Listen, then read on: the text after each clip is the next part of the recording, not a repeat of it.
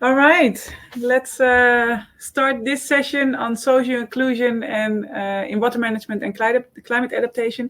Welcome to you all. We have a great lineup today, so I'm looking forward to this session. We have several nice speakers today. Myself, I am Iris Baalsma. I'm of the Netherlands Water Partnership, the moderator of today. To my right-hand side is Matthijs Selmans of the Netherlands Enterprise Agency, RVO, and Dennis van Peppe of RVO as well, who will give the forward for you. Welcome to you both. We also have four nice speakers. The first speaker is Taqsem Khan, CEO of the Dhaka Water and Sanitation Utility. Then we have Gonsalo Meschengieser of Argentina, calling in, of the Water and Sanitation Company of Argentina, and Jerome van der Maes of the Water Authority of Delftland, and also, last but not least, Hadi today, of young water expert she will talk about her work on social inclusion in Mali. Thank you all for being here. Next slide, please. This is the program. I've introduced to you the co-host, Dennis van Peppe, and the speakers. We will have first a small foreword of 5 minutes. Then each speaker will have 7 minutes to explain their work on social inclusion within water utilities. And we will end with a Q&A panel. So if you have questions, you can always send your question to us in the chat. And I hope you enjoy this session as much as I do. And next slide, please. We will start with the foreword of Dennis van Peppe of RVO. Dennis. Thank you, Iris. Well, it's a great pleasure and an honor to be here today, and such an exciting session. Yes. We talk about inclusion today, social inclusion, but probably also about diversity, if I look at speakers, diversity in the workplace. And that's such an important topic. We've been working on it, Iris, for a while already together. Yes. We started a community of practice of the Dutch water sector on inclusion, consisting of representatives of government, businesses, NGOs, knowledge institutes, to make sure that we talk to each other about inclusion and not about each other, and share practices so that we get better outcomes. Better outcomes in terms of projects, plans, but also better water services. And I think water services, that's what we're talking about here today. And it's super exciting that we sit here today in this globalized world with representatives of 4 utilities, Yes. One from Europe, one from South America, one from Africa, and one from Asia. So we get perspective from 4 different continents. So how cool is that? So I'm very excited about that. And as I said, inclusivity is so important because currently we believe in the Netherlands that about 99% of all water infrastructure in the world is conceived not in the right way, because inclusive practices are taking place. Second of all, we believe that inclusivity is so necessary to reach more people, but also to create better working practices in companies, also utilities. We know in the Netherlands that stimulating diversity and inclusivity for young, old, women, men, gay, non-gay, etc., helps better performing companies and helps better performing utilities. So that's what we're going to talk about today with these excellent speakers. So that's what I want to say, and I'm looking forward to the presentations. Thank you. Me too. Thank you very much, Dennis. Then I would like to invite the first speaker of today, CEO, Mr. Taqsem Khan, CEO of the Dhaka Water Utility in Bangladesh. Mr. Khan, the floor is yours. Yeah, thank you very much. It's my pleasure to be here today. First of all, let me impact of inclusive practices. What is the topics of today's? Next slide. First, let me tell you that I'm representing a water utility of South Asia, Bangladesh, Dhaka, where we are serving the people of 20 million people. And probably the largest water utility in the public sector of the world is Dhaka WASA, Dhaka Water Supply and Storage Authority. It's a public water utility. And we are, as I told, 20 million people we are serving. So let me tell you first what is the vision that we started reforming this water utility from 2009, and where we are now standing in the case of inclusiveness and for the sustainability.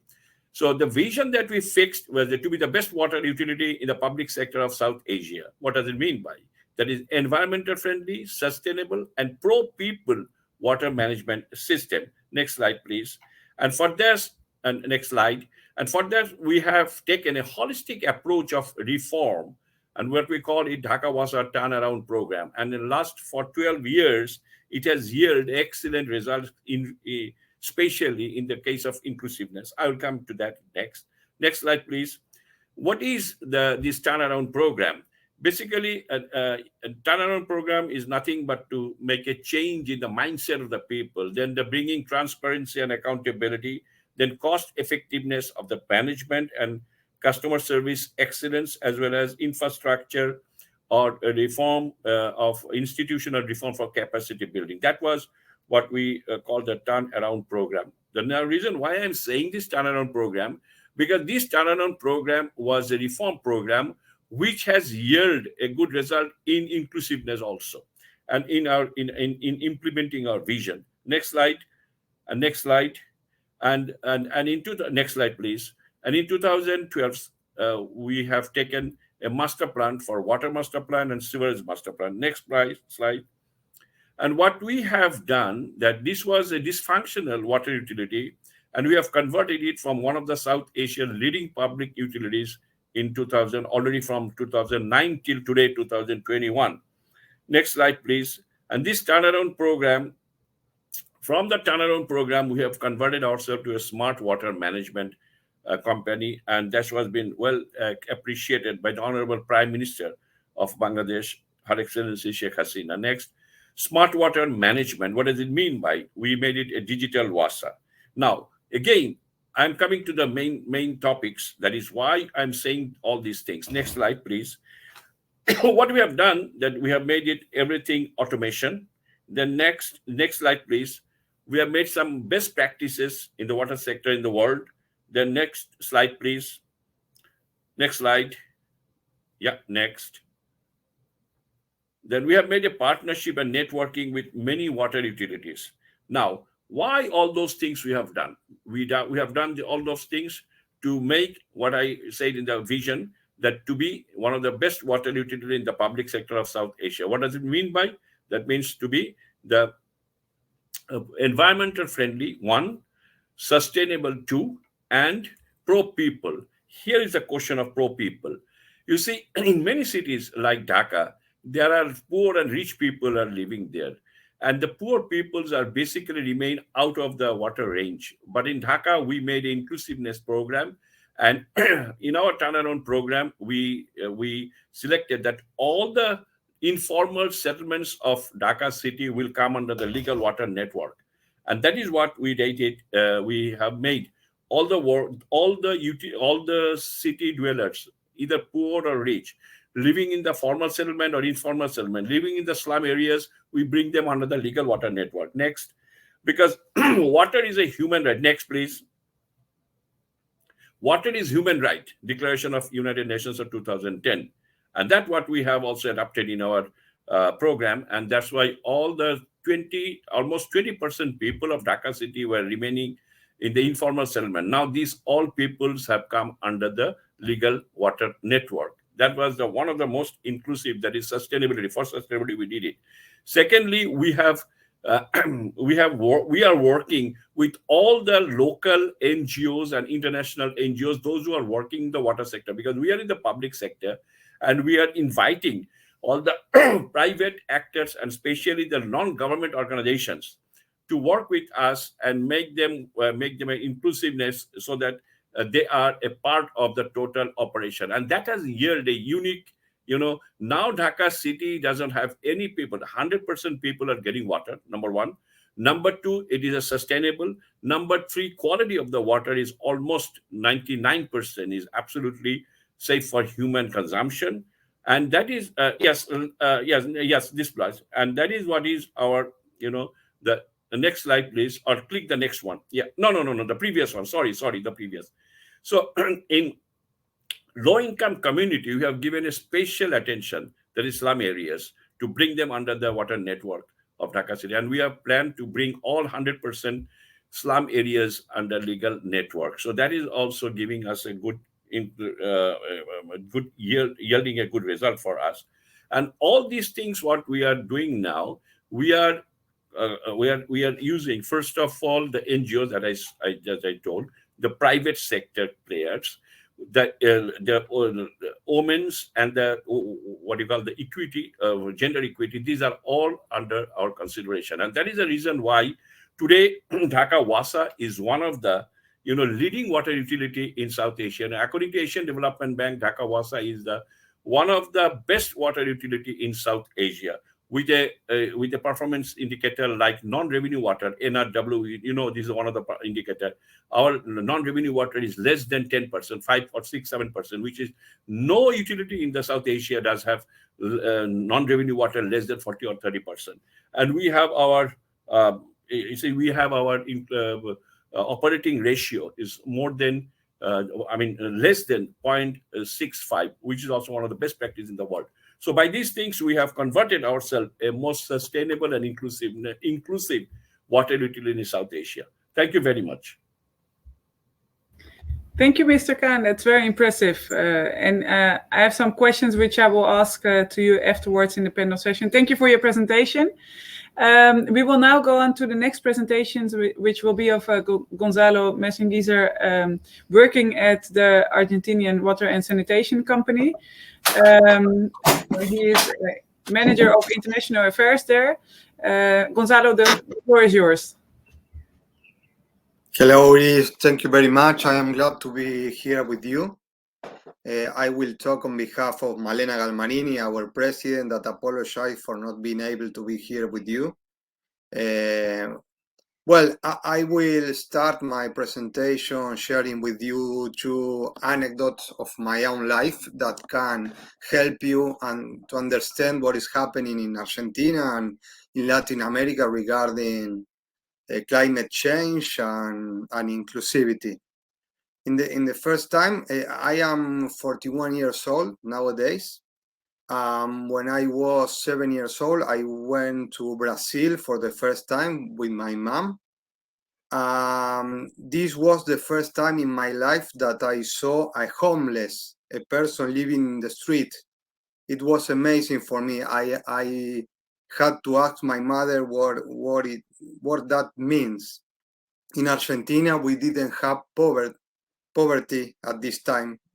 We didn't have unemployment. We didn't have people living in the street. It was like an European country, a high developed country in the 80s.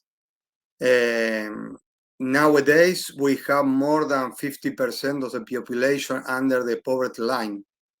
We see people living in the street in every city nationwide. So it is amazing for us the fast the poverty grown in our country. It is not only in Argentina, but in Chile, Uruguay, Brazil, Ecuador, Peru. The inequality in the region is growing a lot, faster and faster, and it is linked with climate change, and I will explain you why. The second anecdote, when I was a child, 7 years old, 8, 9 years old, the winter were hard in Argentina, in the southern cone. When I was waking up to go to school, my father must drop boiling water to the car to start the engine because of the freeze. Okay, you could see the sharp frozen everywhere. Nowadays, this winter, I did wear a coat in 3 months. We don't suffer the cold anymore in Argentina, Brazil. The climate change is dramatic here. Regarding to the topic of the session, I can tell you that poverty and climate change are linked. The speed of the change was so hard that we couldn't believe that we can do something right now. As Taqsem mentioned, in our region, in our conceptual area of ISA, our water utility, we have more than 1,000 slums or informal settlements where 3 million people live nowadays. We must change the approach to this kind of neighborhood, because if we don't do it, they are going to suffer a lot in the coming decades. So what we did in the last 2 years was to change the regulatory framework to be able to enter with water and sanitation services to these kind of slums, to improve the quality of life of the people who lives there.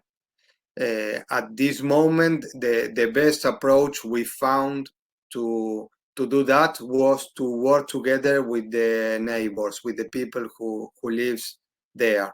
We launched a very big program called Agua más Trabajo, or Water plus Work, in which we hire people from the neighborhood with the very slums to work together with us. If we don't work with them, if we don't pay a salary to them to work in the water infrastructure, maybe they are not going to look after the infrastructure, and in a couple of years we are going to deal with the same problem. So this was the key of our successful strategy in slums. The other one was to enact a law who protect these people in front of the growth of the tariff of the bill of the water. Okay, we freeze the bill. As Argentina has a huge inflation, they don't suffer the prices of water. They pay a little bit for our services. This was another measure that we took, and it was very successful. Regarding to the climate change, we are working hard to find a way to take advantage of the sludges at this to produce power, energy, to take away some products as nitrogen, phosphorus, and other from the sludges to start a real circular economy within our processes. At this moment, we produce 10,000 tons of sludges every year. But next year we are going to launch a new wastewater plant, the biggest, the largest in Latin America, called Sistema Riachuelo. And from this moment, we are going to produce 50,000 tons of sludges. It will be key for us to be able to take advantage of these sludges, because if we don't do it, our operations are going to be unsustainable financially and environmentally. It would be impossible for us to continue deliver drinking water and wastewater treatment if we don't find a way to do that. So the other thing that we can improve into our operation is the fact that people consume too much water in comparison to other countries. Taqsem told you about the non-revenue water or leakage or water loss. It is a big problem for our region. Most companies shows a level of water loss around 30%, 35%. And in cities as Buenos Aires, the capital of our country, people are consuming more than 300 liters per day, 400 liters per day. So we can we must strengthen our approach to the rational consume of water. This is key for our future. Additionally, the warm weather, the heat weather produce or became the consume of water bigger than before. So, well, I don't know if for you is enough. If you have any question, we can answer at the Q&A session. Thank you very much again for this opportunity, and I hope that this explanation meets your expectation. Thank you. Thank you, Gonzalo. Also, very nice to know what you're working on in Argentina. Of course, I do have questions, but we will come to that at the Q&A. Thank you for your presentation. I would now like to go to the next presentation of Jerome van der Maes, who works at Delftland Water Authority in the Netherlands. He is chairman of Delftland Inclusive and project coordinator on water quality. Jerome, you're on next. You do have to unmute yourself, otherwise we cannot hear you. Thank you, Iris. All right, thank you. I'm here. First of all, I would very much like to thank you, the Amsterdam International Water Week, for putting social inclusion on the agenda. To our water authority, it's a very important topic to include everyone in our society and to be a reflection of our society and to gain of the profits of a diverse and inclusive organization, because it can improve our work and we can be a more fair reflection of society in our own organization. So thanks, therefore. I work for Delftland Water Authority. We keep 1.4 million people dry in the south of the Netherlands, and we are the third oldest public body of the Netherlands. We were created and founded by the Count of Holland in 1289. So we are a very old organization, many centuries, almost far 7 centuries old. And it's very important to realize that, because where do we come from? We come from an organization that was basically made of nobility, gentry, patricians, the regent families, with no diversity, no women, only the upper classes, and it maintained so for actually almost after the Second World War.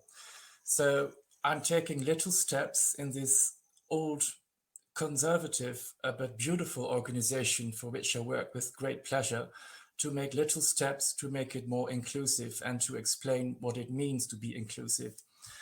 That makes actually rather important to say, what is diversity and inclusion? You called the session social inclusion. Van Perper already told it was diversity and inclusion, and I'm glad he said that. Diversity is actually our biodiversity of our own organization. So not of our canals, of our rivers, but the biodiversity of our own organization. The more diverse an ecosystem is in the water or in forest, the better it works. The same counts for organizations. But even when you have achieved that and you give women and LGTB and people with disabilities, when you make it completely diverse, you're not there yet. The next step is an inclusive organization. What is that? Inclusive means basically you feel safe. Safe to be yourself, whoever and whatever you are, that you can express yourself, that you can make mistakes, that talents that are maybe hidden can come out, and that you have the feeling that you can decide with everybody, and that not only the top is deciding, but everybody feels he's part of this organization and feels safe to participate. That's basically inclusion. It's change management. And that's one of the most difficult forms of management there is, because it's culture and it sets people out of their comfort zone, because many people would like to meet with people who are the same as they are. So when you start on D&I, you have to be aware of that. Take it easy. Don't put a cannon in your organization, because it will definitely explode. That's my first advice on this. Diversity and inclusion has 3 cases, actually. First is the moral case, because we are a government and we want to be a reflection of the present society. the Netherlands have rather changed. Women have more rights. LGBT have rights. They are not crazy anymore. And we have many immigrants from other countries in our country, and we would very much like to be a representation of this modern society. So that's the moral case of diversity and inclusion. There is also a legal case in the Netherlands, because women are not, they have this ceiling. They cannot go into the top. And the Dutch government has created laws that women should have at least 35% of the top positions in our country. And that's the first part of the legal case. And the second is that people with disabilities are also we made a chance in our organization. Legally, we have to give 21 people with disabilities a chance to work. We have over 1 million people who can't work, but many people have disabilities. Doesn't mean they have no opportunities. They still have some. So that's the second part of the legal case. The third part of diversity and inclusion is the business case, which is very important to us in our management, because when you put a diverse team together with people from different backgrounds, you can be more productive, more creative, and in the end, even more profitable. And that's also scientifically proved. And we would very much like to achieve that in the future, but it's a slow process, so we have to take it easy on that one. So we have a legal case, a moral case, and a business case. As a project manager of water quality, I discovered examples of the business case myself, because I used to be a lawyer, a water lawyer. I changed my function. I created this D&I human resource function within Delftland for me and for the organization, and I became a project manager on water quality. And when I stepped in, being as a lawyer, I participated so completely different in those projects, because an engineer starts calculating, sits at his desk, does quite different things than I do. So my view was rather different than his or hers. And we put that together, we could actually give each other's different views and make the project better, and sometimes even cheaper or more simple. And that was for me the eye-opener. It works. It really works.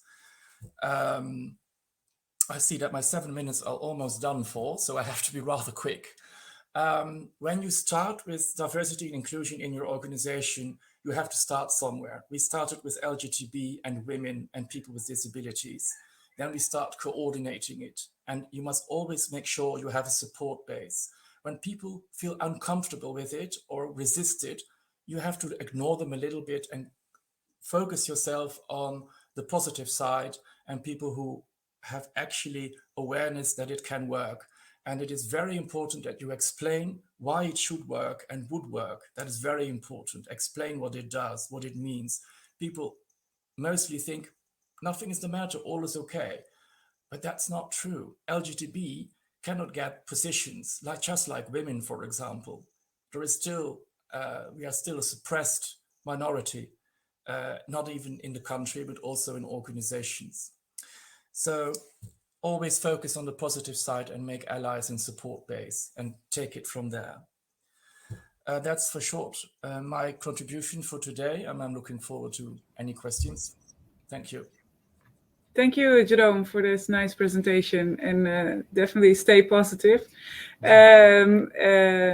We will have questions for you at the Q&A. Thank you for this presentation. I would like to go on to the next presentation of Hadi Toure, a young water expert working with Waternet in Mali. Hadi, the floor is yours. Hi, everyone. Thank you for having me today. My name is Hadi Toure, and today I'll be discussing about young professionals facilitating social inclusion in the water and sanitation sector in Mali. Next slide. So there are many challenges that young water and sanitation professionals encounter in the workforce today. There's a weak institutionalized knowledge transfer framework between generations. We also notice a lack of enabling environment for young people. a lack of career planning and development for young professionals. There is also a low representation of women in water and sanitation organizations and the STEM field, which is sciences, technology, engineering, and mathematics in general. There's also the cultural aspect of the position of women and young people in the Malian society that plays a role in the workforce. So what are the objectives of AIWW2021? AIWW2021 is our association of young water and sanitation professionals in Mali. The objectives of the organization is to create a safe space for exchanges and debates, provide capacity building in water and sanitation for its members, raising awareness and encouraging young people to pursue studies in water and sanitation, also providing opportunities and career development for young professionals. So we just received funding for 2 of our projects, the YWC, next slide, please. The YWC and the SUFISA. YWC stands for Young WASH Connect, and SUFISA is the support for women in water and sanitation. So these 2 projects provide mentoring and awareness raising, career development and leadership training, promotes entrepreneurship, WASH events and mini conferences, and then the creation of the WASH Mali Hub or platform online. So this platform will gather all the young players in the water and sanitation sector in Mali. It is a safe space for young people to exchange their ideas and nurture partnerships to tackle challenges in the water and sanitation. Next slide. Another gender training. I get the question a lot, why the focus on women? So I like to suggest to switch gears and maybe have a gender training for men for a more institutionalized advantage for both genders. For me, 2 great qualities for a leader to have is to showing empathy and always allowing and welcoming ideas and initiatives from their peers. These 2 qualities are important for young people and women to feel included within a company. Next slide. So a close look on SUFISA project. So like I talked earlier about it, it's the support for women in water and sanitation sector. So this is a partnership between universities, water companies in the private and public sector in Mali, the ICRA Training Institute NAFIC program, and it aims to closing the generation gap between young and older generation through mentoring, providing capacity building, communication, and female leadership and career development for young women. So how do you prepare our future water leaders? I like to quote this American psychologist regarding influencing and human behavior.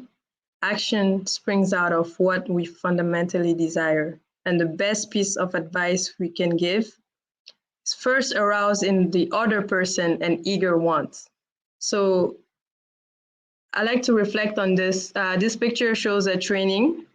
I traveled to the rural area of Markala, Bambouji High School, 3 years ago for a 2-day training on personal development and innovation. We designed water filters and discussed about the value of the Niger River, which flows in through Mali. We gave them the chance to speak and share their ideas and why the Niger River was important to them. We were able to show that they had the power to pursue their careers in the STEM field and water and sanitation in particular. And I think this is an example of a more sustainable approach to get their voices heard. Thank you. Thank you very much, Hadi, to also show us this female and young perspective on social inclusion in water utilities. Thank you all for these presentations. We now we now came to the Q&A session, panel session.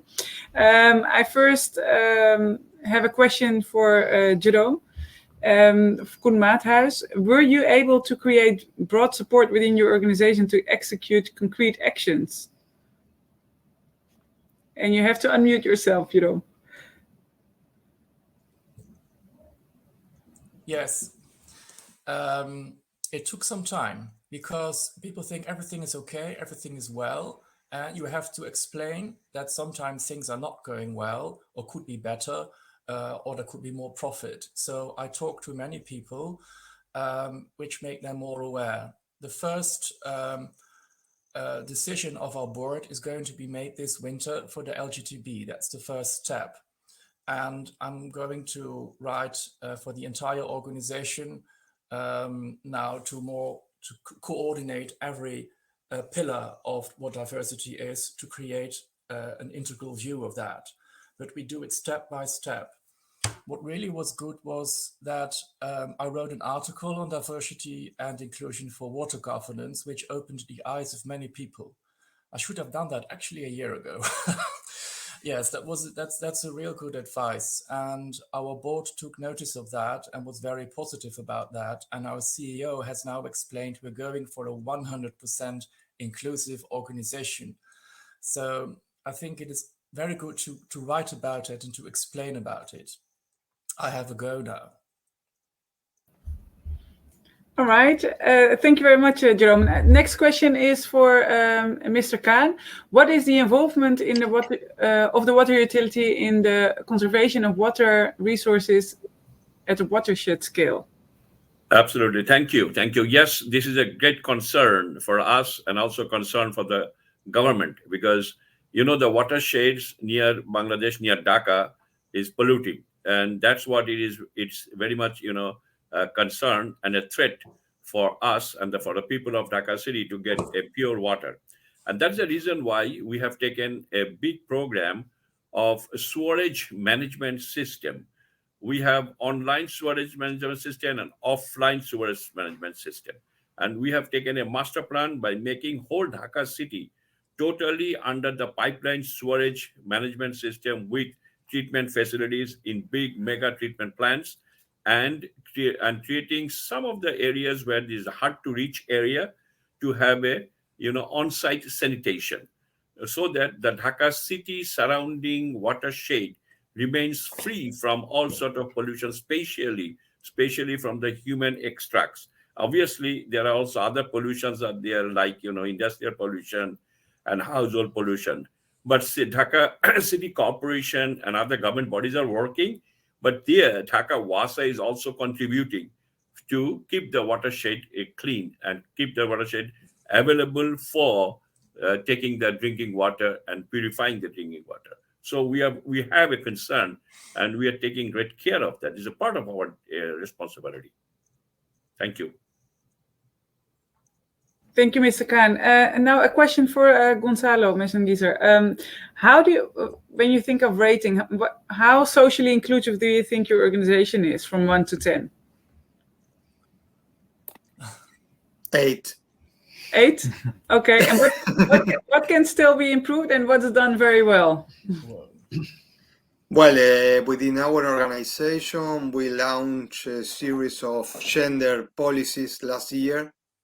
This is one of the main challenges we are going to deal with in the next decade, because, as you know, the water sector is it was made by men.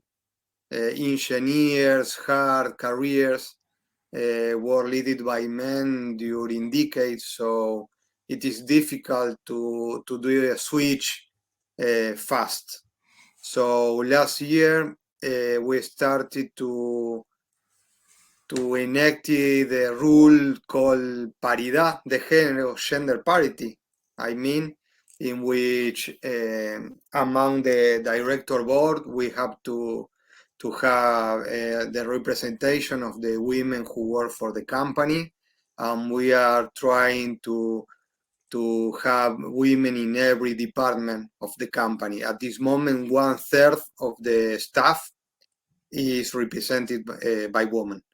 And apart from that, it is important to remark that in the tenders, in tenders for infrastructure works, we are adding value, adding points to the companies that have women in their staff as well. So for a company that want to work with us, with ISA, it is important to show that women are part of the board of decision of their companies. It was a turning point in the field of hiring for big infrastructure works. I think the 2 points that left to qualify as a 10 inclusivity company, we have to improve our policy to enable people to discapacitados. Yeah, disability. Yeah. So Disabilities. disability. I'm sorry. Yeah. To disabilities. Yes, this All is right. one of the policy we have to improve in the future. Thank you, Gonsalo, for the honest answer. A question to Hadi. You mentioned during your presentation gender training for men, and Koen Maathuis asks, that is so true, but still a revolutionary idea, I'm afraid. Do you think this is within the reach within SOMACEP? I think so, and I hope we can actually put it forward during our SUFISA session, because there's a gender training, first off, offered by a man from university. So we're going to see the outcome of how that is received. And there will be also young men from university participating in this training. So this is really a pilot, and we're really eager to see what would turn out, and we'll keep it posted for the results. Very good, Hadi. It's good that you're working on it and keep on working on it. Then I have a question for Mr. Taqsem Khan. Mr. Khan, what do you hope to achieve with your water utility when it comes to social inclusion? What is your dream? Yes, first of all, the water utility, we want to be the best water utility in Southeast Asia. That's our aim and goal and our vision. But yes, what he wanted to say is very clear, that we wanted and we want that all the people of Dhaka city, either rich or poor, woman or male, or has some difficulties like handicaps or all that, everybody should have equal rights and access to the water. And that's what we strongly believe that we have done it to some extent. And today we are giving a special subsidy to the slum people. First of all, we are bringing them under the legal network, water network. They are the customer, like every other customer. And we are giving special attention to them. There are 15% of the people living in Dhaka. We can't make a sustainable water utility until and unless we bring all those informal settlements under legal water. So that's what we are doing. We are giving emphasis on the equality, gender equity. Even the organizations we have a lot of lady workers, and also we are giving importance to the NGOs, those who are non-government organizations, those who are working in the slum areas, those who have more than 50% of these organizations are, equipped and are empowered by women. And we are also working with them. And they are the tools who are actually convincing the slum people to take their legal water, not only water, but also water and hygiene in the WASH program. So we have a lot of programs, and we like to see that it happens. And inshallah, this is happening. It's happening. And we are looking forward for the final, that everything should be, best. That we are looking forward. Thank you. Thank you very much, Mr. Khan. Then next question to Jerome. You already explained about the initiative you have within the Delftland Water Authority, but what do you think are your main challenges the coming years? The main challenge is actually to combine all the pillars and to coordinate this more, to make it really fully professional. That's my challenge. both for the organization and both for me. It's my greatest ambition. I would very much like to do that. And what do you need to overcome those obstacles that you have now? Well, in fact, I have created in our organization a new job. Half of my job is D&I now, but to do this properly, I need to do this full time. Okay. So yeah, we have to create a new job. All right, very good. Jerome, also for you, another question about social inclusiveness in your own organization. If you would rate it within your organization from 0 to 10, how much would you give it? That's difficult to answer because I cannot rate it for all the pillars. For example, for women, Yes. we are going with talent to the top, and we have achieved a 35%. So that's actually a 10. When we're looking at LGTB, when my decision is going through, and this winter, I think we're going to 7 to 8. When we look at bicultural background, we've started now a pilot for anonymous applying. That's the first step. There are going to more steps to come, so maybe that's a 6. But we are an organization who is evolving. We cannot do everything at the same time out of nowhere. So it depends on which pillar you take. We like to hire more young people to make it more diverse, but water authorities are considered a very dull organization. So we have to change our branding so that young people think, whoa, this is an interesting company. We would very much like to participate in this. So that's a 5, perhaps. I would love to have that. Yeah. And Hadi, when you listen to the story of Jerome, how do you think your expertise of being a young expert in the water sector could help Jerome of making his organization more cool to work at? I think he said it better himself. To have the position full time and being an advocate in full time is really helping, I think. All right, very good. And Hadi, being young in the water sector, being a woman in the water sector, I think you set an example also by giving these presentations. What do you hope to achieve during the years that come, maybe the next 2 years? We hope, I say we because I cannot achieve it myself.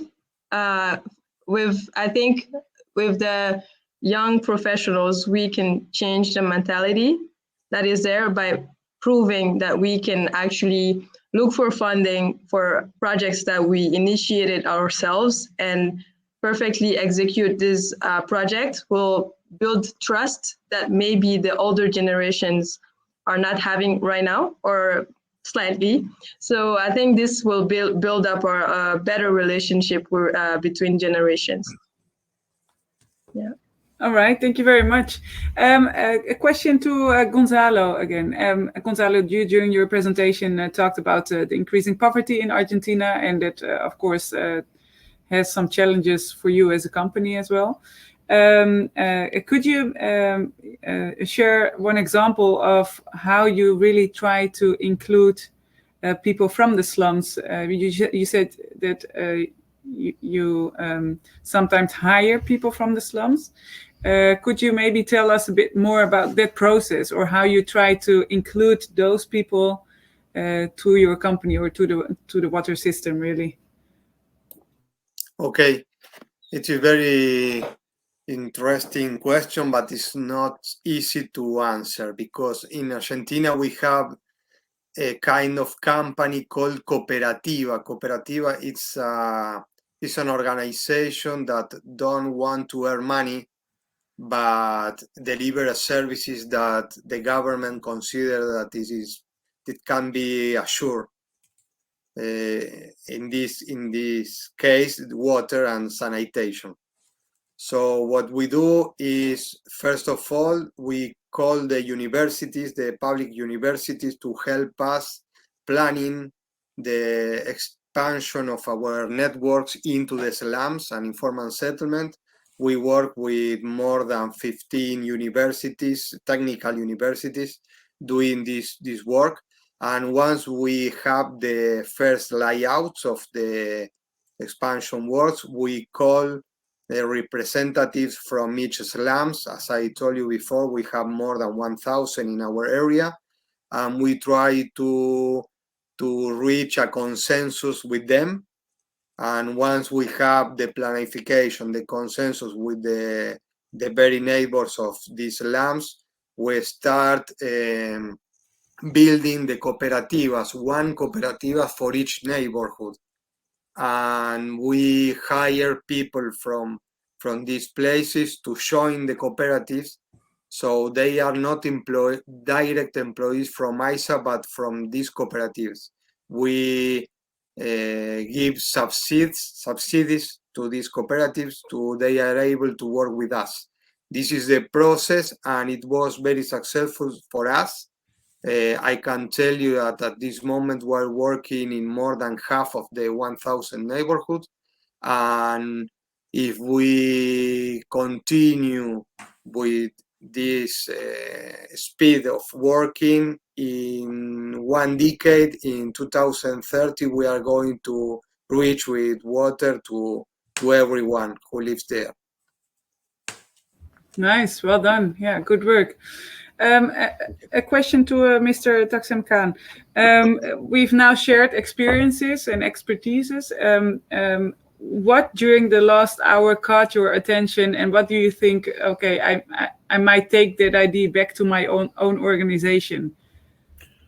Good. Of course, Gonzalo gave us a wonderful experience of his childhood. And Hadi, probably I know her because any other conferences, probably I met her. Might be online or might be physically. I know she's doing a very good job because that is engaging the young generation, which is very important. So if you ask me what I have learned from here, one of the good things that I learned, what Gonzalo told, that is climate change and other things are changing. And we have to change our mindset, which is very important. And for Heidi, what she told, that in order to adapt, in order to accept these challenges, future challenges, you have to prepare the young generations. And in this respect, what I can tell you that one of the biggest challenge that we faced in reform program, Dhaka turnaround program 12 years back, was the mindset change. That is the main problem in everywhere. If it is mindset change in working habit, mindset change in inclusiveness, mindset change in giving water to the slum areas, why we should give the water, mindset change in the pricing of the water. So everywhere, the mindset change was an obstacle, an easy obstacle still. So here, what we learned that obviously the first and biggest challenge, either for inclusiveness or for anything, you have to bring the mindset change. And for that, a true leadership, a true, work habit has to be developed with the people. And you have to show the reason why you need to make a change. And that is what is a learning point. I think that's very, very important. And we all are facing these challenges. Thank you. Yes, and I think you're setting definitely an example, a good example, Mr. Khan. Hadi, the same question for you. Listening to the other speakers and the presentations, what caught your eye, or what will you take away from this session? Yes, I think the main takeaways will be it is possible. You said it earlier, the fact that I was given this platform to speak, I would be an example for other young leaders as well to just continue doing what they're doing, and in the end, I think we'll make it. There's very good. Stay positive, Hadi. That's what I'm taking away from you. Jerome, could you maybe answer this same question? I agree with Hadi. Persistence is really important. You have to be some kind of ship, this big ship, just go on, never stop. And what Mr. Khan said, mindset is very important. And if the mindset is not there, make people aware and do it a lot of times, because one moment of awareness, is my experience, is not enough. When you create many moments of awareness with many people, you create a momentum. Sounds almost spiritual, but it's true. That's how it works. Thank you very much, Jerome. And Gonzalo, for you, what do you think was most interesting of this session? You are, you have to unmute yourself. I'm sorry. Yes, there. It is very insightful for me to hear that people from other continents, Asia, Europe, or Africa, suffer or has the same warning about water than us. It is amazing that the planet is only one, and we cannot achieve our objectives regarding to water, sanitation, and inclusivity if we don't think globally. So for us, it's very worthy to hear from you, to learn from your experience. And of course, we are at your disposal, available to go deeper with these topics. Okay, thank you very much for the invitation. Again, thank you. Yes, great. Thank you very much.